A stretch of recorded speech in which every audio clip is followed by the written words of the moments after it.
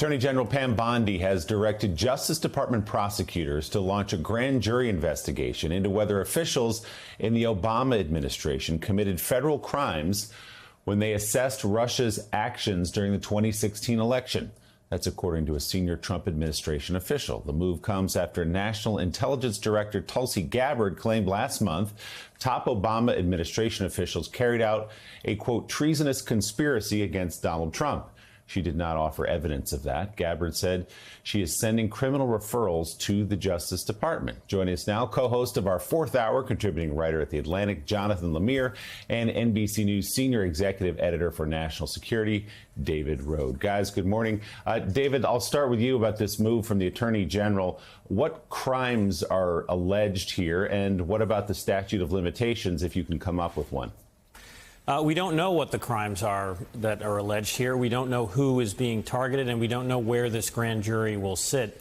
And all of that's, very concerning. Normally in the, prosecution process in this country, no one's is indicted, no investigation is announced, or anyone is indicted before a grand jury has heard evidence and a fellow citizen decides this other citizen should be charged with a crime.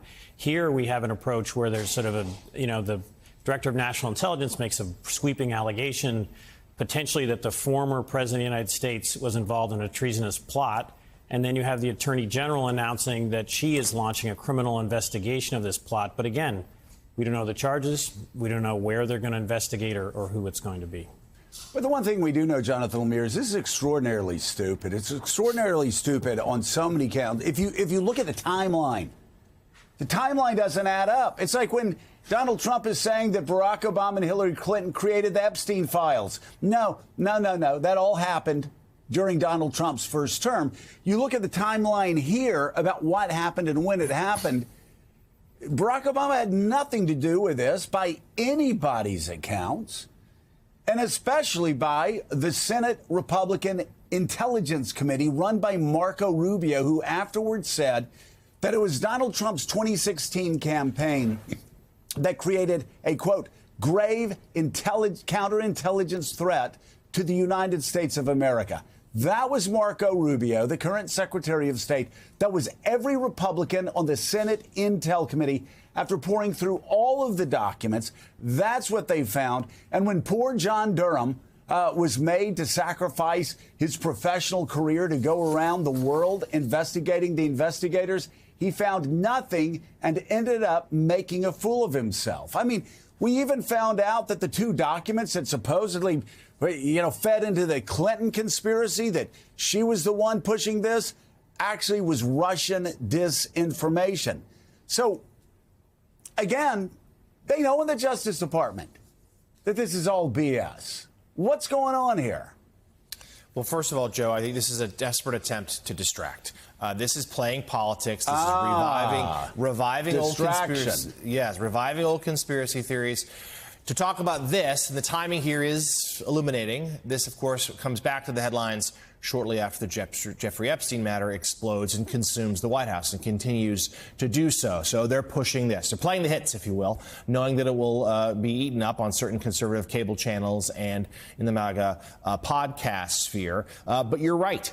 This is something that it's also showcases the evolution of the Republican Party. That, after certain Republicans, of course, were delighted that Donald Trump won in 2016, but they still expressed, as you say, grave concerns with Russia interference. They were still supportive largely of the president's agenda, but they were fiercely critical of what he did in Helsinki when he sided with Russia over his own U.S. intelligence agencies. But now, with only a handful of exceptions, they sit idly by. So, David Rode, let's dig a little deeper in this. As Joe said, some of the documents that are being presented as, hey, this is evidence of this conspiracy. Well, actually, it turns out, if you read the fine print, there's conclusions that some of them probably were drummed up in Moscow or the suburbs thereof. We also should note that President Obama now has immunity, thanks to the Supreme Court. So he wouldn't really be able to be prosecuted here anyway.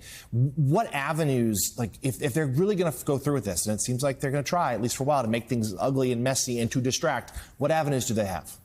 They can hold this grand jury investigation for weeks or months and not really release any details about it. Just hold it over people's head and have it act as a distraction. And it was interesting because I called various people who follow this closely, some who were actually investigated by John Durham, the special counsel, and they were like, don't overreact. This is a political stunt, and it is a distraction. But I just want to say, they said there's another side of this, and that's that this is serious. They could pursue this. They could indict people.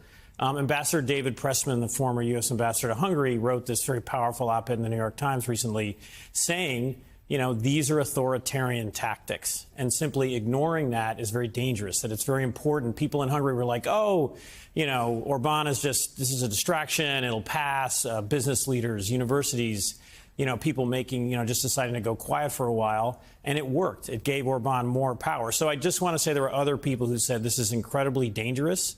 This is authoritarianism. These are sort of secret prosecutions. We don't know who is being targeted, but they're sort of throwing out these names, Obama's names, Comey's name, Clapper's name. And so this is completely unorthodox, I would say unprecedented for the modern American Justice Department since Nixon. And it's very disturbing at the very least. NBC's David Rode, thank you very much for coming on the show this morning.